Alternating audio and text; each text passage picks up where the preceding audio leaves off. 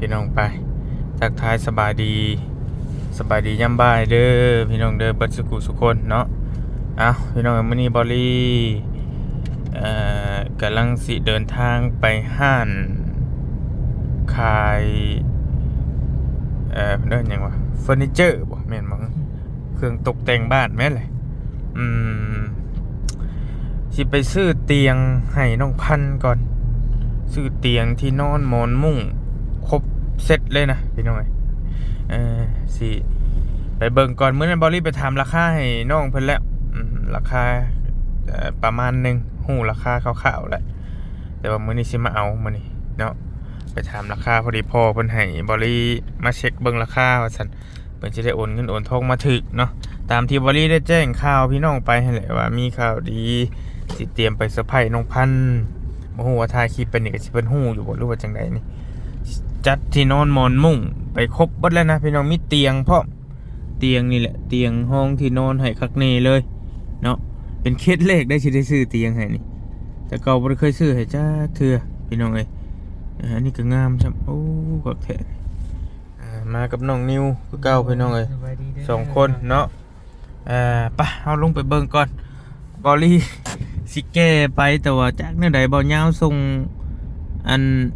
ทางเข้ามาให้เบิ่งก็โอ้ยพี่น้องเอ้ยบ่ได้เป็นแต่เข้าจักดิสิเฮ็ดจังได๋เดี๋ยวนี้คันเข้าบ่ได้ก็สิให้เรารถไถมาเอาแต่ว่ารถไถก็สิแก้ได้บ่เตียงอันนี้เนาะปวดหัวเด้บัดไปพี่น้องลงไปเบิ่งก่อนเนาะไปทำราคาตื่มเบิ่งน้ำกันอีกเทื่อนึงโดย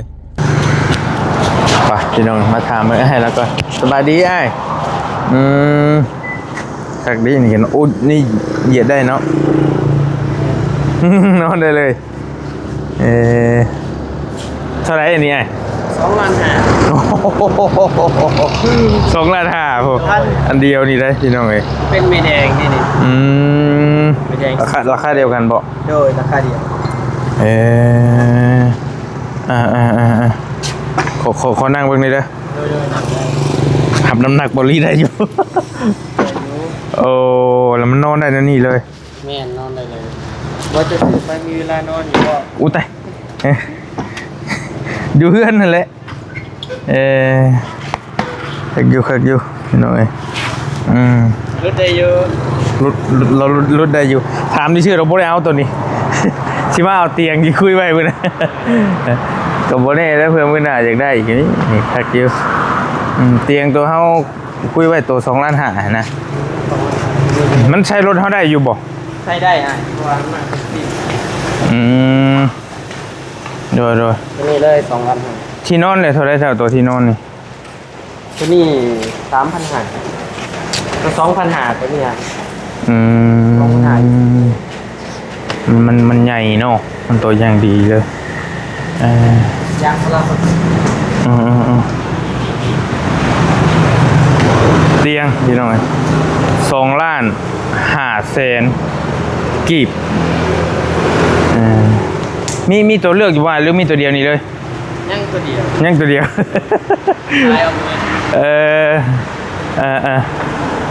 2,500,000เอาแต่เตียงเท่านั้นแหละเอาที่นอนออกเขาขอเบิ้งพื้นมาหน่อย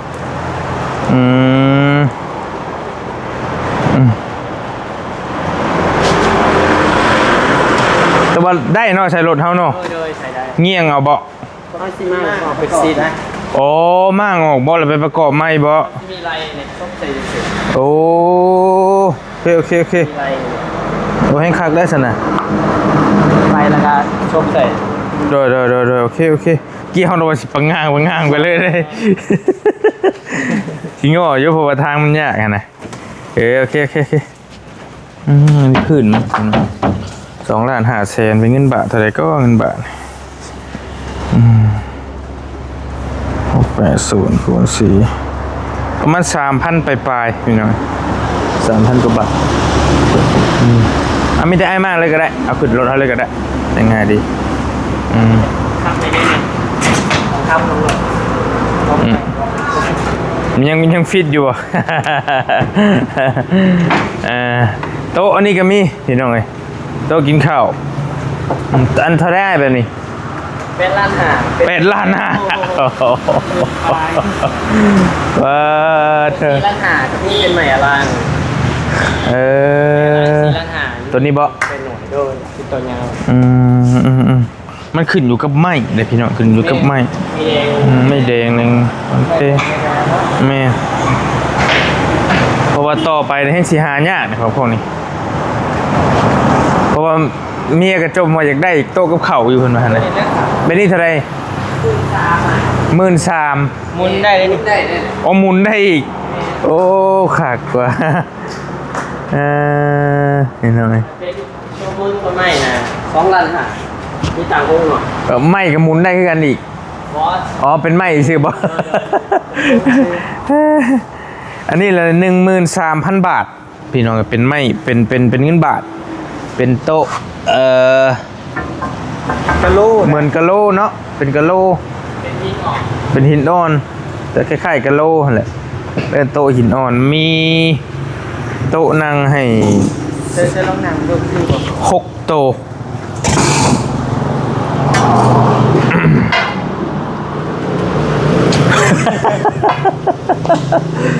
มันต้องขาควายห่างที่น้ำสันดักป่าล็อกได้อยู่นี่หน่อยจะโอเคอยู่เนาะแต่ว่ามันก็สิระวังเรื่องแตกยังไงบ้างเวลาให้กับลูกกับเมียมานี่บาทเดียวเท่านั้นแหละนี่อับเลยเพราะเอาอยู่อยากได้อยู่เมียเพิ่นว่าอยากได้เพิ่นมากเป็นสิ้นเป็นส่วนแบบนี้เลย คำที่หนึ่งออกลูกก็ได้ไงครับ โดยโอ้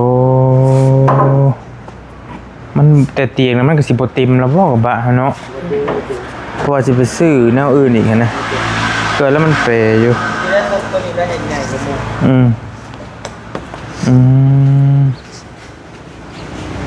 2 ล้านหา 2,500,000ประมาณ 3,000 แก่ๆหรือตีไป 4,000 ซะว่าง่ายๆซะว่าง่ายๆเลยพี่น้อง แต่งานอยู่เนาะ แม่นแต่ก็โอเคอยู่ไม่เพิ่น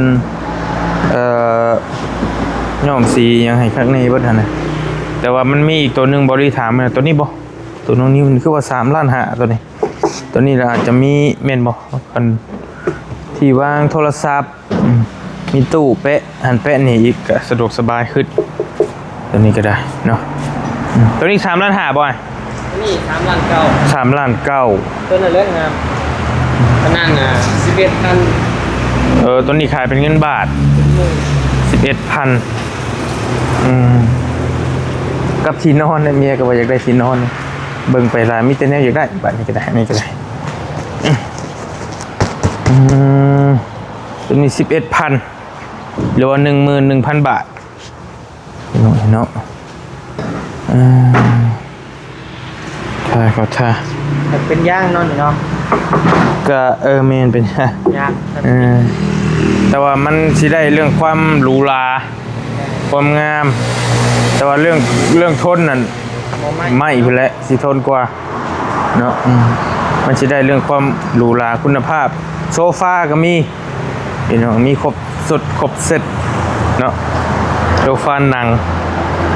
โซ โอ้ ฟา ตู้ลำโพงผมบอก ฮะ ตู้ลำโพงผมบอกได้ แม่นบ่ นี่ ร้อยดิ ค่ากิเลสเท่าไรชุดเท่าไรเนี่ยตัวนี้ 22,000 22,000 บาท ทักนั่งเด็กเก่าๆเนาะ มันเป็นสีมันมีน้ำโพงให้ผม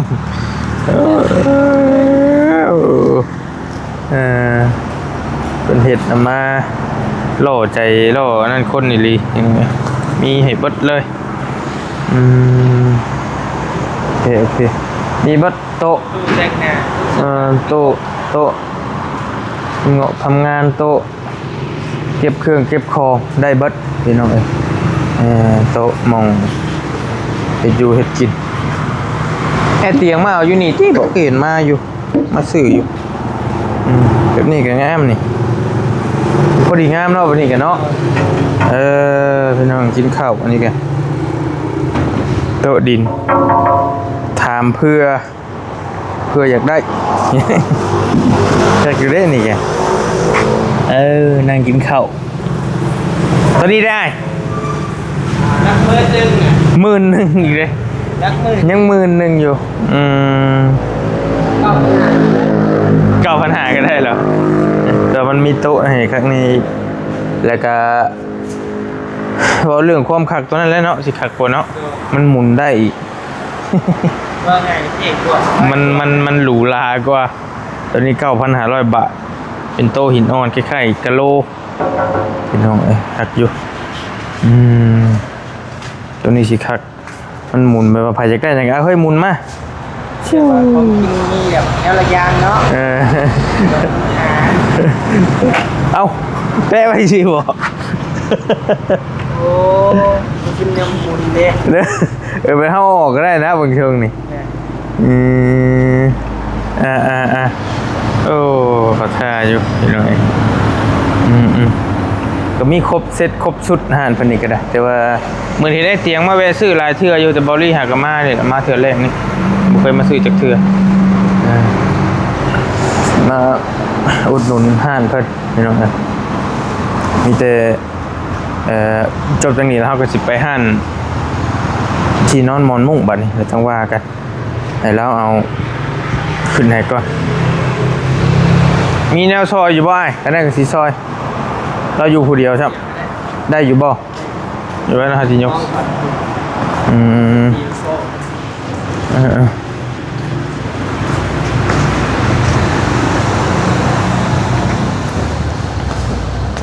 ประกอบเป็นอยู่บ่ล่ะได้อยู่ที่น้องนิวเลยอยู่ขัดมาบอลี่นอนนี่บ่อยากไหวแล้วมันอ่อนเพราะดูหย่อนเนาะ ต้องพันน่ะสิได้อยู่ตัวละน้อย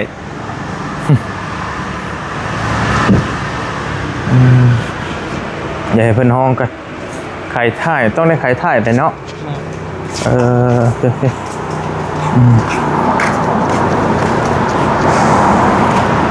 มาโอ้ถึงสิโอ้ห้องแบบนี้เลยโอ้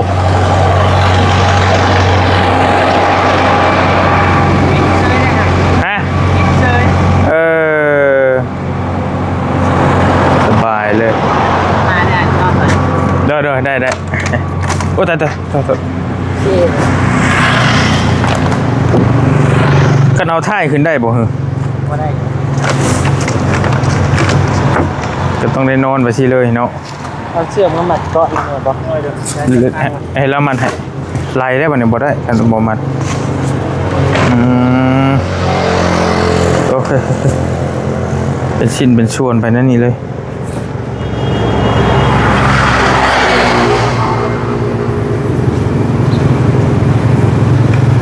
ต้องไปประกอบอีกเช่นนึง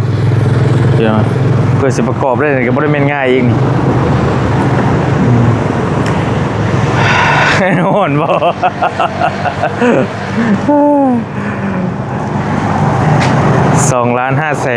เดี๋ยวเรามัดยังให้แล้วก็จังนั่นกันเดี๋ยวหาเงินมาให้แล้วก็บัตรนี้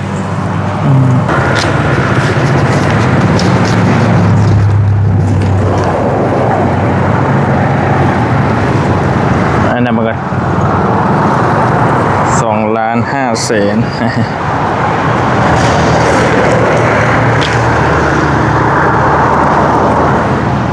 อยู่คนเดียวเลยบ่อยขายผู้เดียวเลย2 คนผู้หนึ่งผักเขาสว่างโอ้โดยคุณชงเพื่อได้ผมมาสว่างเมนเลย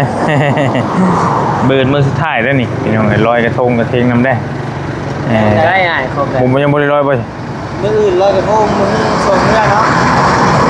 มือนะว่ามือได้มือสุดท้ายมือที่6มือที่8มือที่8คุณบอกลอยกระทงไม่ได้บอกคอยหูไปได้ขอบใจได้ลายขอบใจคือการมื้อหน้าคันนั้นน่ะสิมาอุดหนุนใหม่อันทำตื้มอีกนี่อันที่นอนตัวน่ะเท่าไรน่ะช็อตกันอยู่น่ะ6 ฟุตบ่เท่าไรตัวนี้บ่ตัวเมียอยากได้อยู่เฮือนน่ะเป็นสปริงแล้วก็เครื่องเป็นยางพาราผสมตัวนี้ 3,500 ตัวนี้ตัวทั้งลมนี่ยางพาราของแท้เลย สิแพงกว่า เนี่ยประกัน10 ปลายปี โอ้ 6,000เลย ตัวนี้ 6,000 เดี๋ยวเอาน้ำหาปัญหาก็ได้ อืม นิ่มเลยนี่ครับ สิคักกว่า เนี่ย รับประกัน10 ปีโอ้โห ตัวหลุมชุดนี่เป็นยางพาราผสมเป็น2,500 ตัวนี้ถือกว่า เป็นคู่มือเลย อืมอันนี้รับประกันอยู่บ่ไอ้ตัวนี้ บุกยาได้เยอะนี่ รับประกันบ่ปานใด บ่ปานใดโอเค มันนอนเลยอยากยุบลงจน เราก็บ่กล้าเว้านะเพราะว่าราคามันก็สมราคามาแหละเนาะว่าง่ายๆซะแต่ว่าตัวนี้กล้ารับประกันเลย10 ปี กันเลยเดี๋ยวนี้โอเค 5,500ได้อยู่ ได้อยู่อืมมันคืออยากสั่นๆเนาะบ่สั่นบ่ บริษัท6 ขุด เบิ่งในตาเฮาดูสิ สถานผู้เตียงชั้นนี้เลย อืมคักๆงามโอเคขอบใจเด้อเมื่อหน้าเจอกันไหม สิมาอุดหนุนใหม่บัดเลยงามตัวนี้เพลงเนี่ย 8,000เลย โอ้โห หนา30 เซน เออเพลงไปดีเลยพี่น้องเอ้ย มันหนาเด้ คักได้ เนาะคักลีนี่ไปโอเคมิใจเฮาเดินทางต่อวันนี้ไปห้านพุ่นต่อพี่น้องเอ้ยได้แล้วเนี่ย2.5 ล้านไปเบิ่งห้านที่นอนหมอนมุ้งต่อไปพี่น้องไปเดี๋ยวไปซื้อที่นอนหมอนมุ้งก่อนบัดนี้โอ้บายดีเอ้ยมาเอาตามที่เขาคุยกันไว้นะจื้ออยู่ป่ะโอเคโอ้แต่ว่า ผ่าเนี่ยจะเอาเป็นสีแบบไหน สีชมพูมีบ่เพิ่นว่า เอาสีล้วนเลยป่ะ เพิ่นว่าทุกอย่างเน้นเป็นสีชมพูว่าซั่นมีอยู่บ่บัดนี้ ดูวันนี้เสือเขามีแต่สีแดงเลย เลือดชมพูคิดต่อคิตตี้เนี่ย แม่ บ่ผ้าห่มมาเป็นตัวนี้เด้นี่ก็ได้อันเดียวกันบ่ โดยอันเดียวกัน มันก็สีออกสีชมพูกันสิเนาะ โดย อืม มีมอนนี่ก็สีชมพู โอเคได้แล้วตัวนี้ก็ได้บ่พูเฮงอย่าออกพูคือกันนี่แหละนี่ โดย พูม่วงๆ อันผ้าห่ม ผ้าห่มเป็นคิตตี้บ่ราคาเดียวกันบ่ โดยราคาเดียว โอเค มีกระทะเอาผ้าปูออก ได้แล้วก็เขาเอากันเมื่อน่ะหมอนเนาะ โดยผ้าปูที่คันเอาผ้าปูน้ำเลยเท่าไหร่ 300,000หา อันถ้าเอา เอาออกละ200,000ไหล มันเพิ่มมา150,000บ่นี่ โดย อืม เพราะว่าตัวนี้ค่ะได้เซตหนึ่งเลยเลยหลบต้นน่ะออกตบหมอนออกมาเด่นพอมีตบหมอนอยู่ในนี้แล้ว โอเค เอาเป็นเซตเลยบอก ก็มันก็เพื่อนน้องมันอยากปูบ่อยากสักเนาะก็แน่นั่นแหละ6 ฟุตเอาไปแล้วแหละเอาไปแล้วเอ้ยเอาบัดเสร็จแล้วบ่เป็นหยังเอาไปบัดเสร็จแล้วแหละ หมอนนี่เอาหมอนซอกตินเนาะ มอนก็อันเท่าไรตัวนี้บ่มื้อนี่ แม่น โอเคมันมีตัวห้องหมอนนำบ่ อะไรกับ มีคาร์บอน ผ้าหมอนนำมีเนาะ ปอกหมอนอยู่นี่ค่ะ โดยเอาหมอนอันนึง แล้วก็สาด สายมุ้ง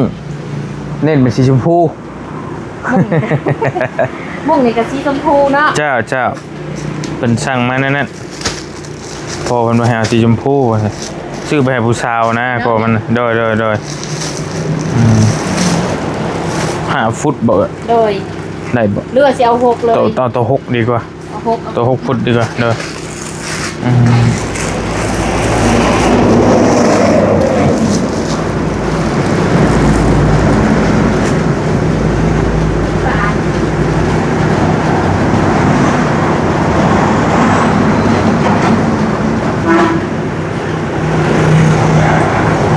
สารมันบ่มีที่สีชมพูเนาะ บุ มี มันก็บ่คือที่อาสามาเป็นอีกอันนึงก็ได้แต่เป็นอีกพื้นนึง เริ่มเอาสีเดียวกันไปบ่ โดยเป็นอีกพื้นนึงบ่เป็นหยัง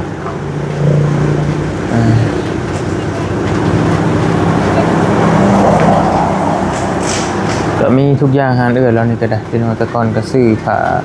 ห่มผ้าแพรแต่ว่าสีชมพูอีหลีมันก็สิมีแต่ว่ามันเป็นตัวธรรมดาเนาะ โดย เป็นคิตตี้ แม่น ธรรมดาครับธรรมดาโอ๊ยตัวน่ะเอาผ้าปูค่ะเด้ โดย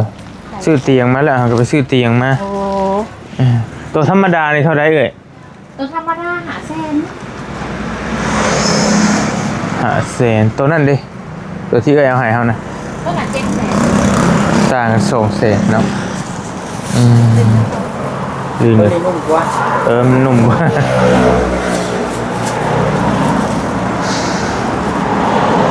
ที่นอนหมอนมุ้ง มุ้งหมอนผ้าห่ม ผ้าห่มสะอาด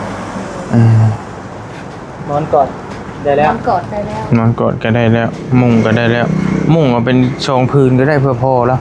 แต่ว่าพ่อเพิ่นน่ะสั่งให้เอาแต่น้องให้แต่น้องพันน่ะนะไปได้พ่อแล้วสิ เอาโต๊ะนะ โอ้มีอีก โต๊ะหาขุดเอาบ่ ตัวหาฟุตก็ได้เพิ่นนอนก็ฮกที่บอก พบคือกั ตัวหลายคนคือกันไหมก็สดเอา เปล่าเนาะ สีไม่สียังก็ได้ตัวน่ะพอแล้วแหละที่นอนอันนี้ถือชุดละบ่เอ้ย โดย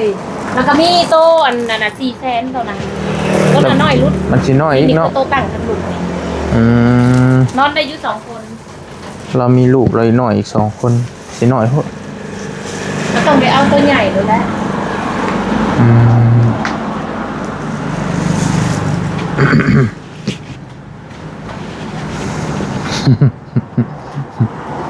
เอาตัวนี้ก่อนเอาตัวนี้ขึ้นก่อนก็ได้ไล่มันก่อน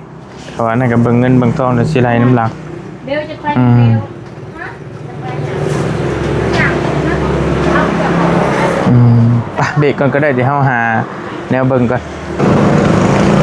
ไปพี่น้อยมามัดบัดนี่ตัวมันก็สิไหลๆนิดนึงแต่ว่าทางยางเฮานี่ก็ได้อยู่ดอกแต่ว่าทางพุ่นแหละทางขับบ้านน้องพันกับบ่ฮู้ว่าได้อยู่เบิ่งตัวจริงก่อนแต่ว่าเข้าบ่ได้ก็แม่นสิให้เราเอารถไถมาเอาคือว่ากันนั่นแหละมันลำบากให้พี่น้องเดินทางก็ได้มีว่าสิหาซื้อเสียมซื้อหยังไปอยู่บ่ได้ไปเซาะไปขุด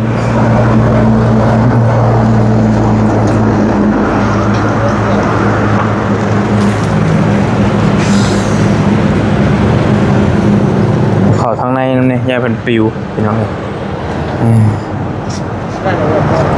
พอบ่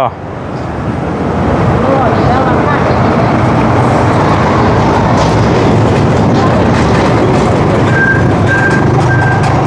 มาสลอยแซ่บ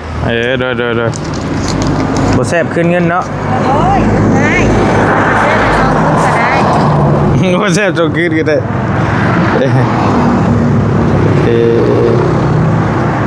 สิซอยแม่แล้วก่อนพี่น้องเอ้ยยังตากแดดร้อนปะโทแล้วนี่เนาะเอา30 50ก็ได้เอาทั่วน้ำนี่ก็ได้ทั่วน้ำถุงนึงแล้วมักสลอยมาอีกถุงนึงก็ได้โอเคเป็นหาเนาะครบเสร็จครบเนาะโอเคคือไปกินน้ำปุ๊บยัดเข้าไปมาพี่น้องพอดี1 ล้าน เขาเลื่อนบวกค่ะสุดเขา1,630,000 แน่นแล้วก็บวกนะ300,000หาเป็น1,980,000 อ๋อลืมบวกผ้าห่มบ่ โดย โอเค ลืมบวกเต่า เสื้อ2หมอนมูนหมอนข้างมุ้งสาดโอเคสาดนี่อันละพื้นละ200,000เบิด โดย สาดพื้นใหญ่จะลืมตัวนี้โอเคพอเป็นไงพอดี1,900,000 1,980,000 เกือบ2 ล้าน เกือบ2 ล้านพอดีเอาไว้นับมันกันพบอยู่บ่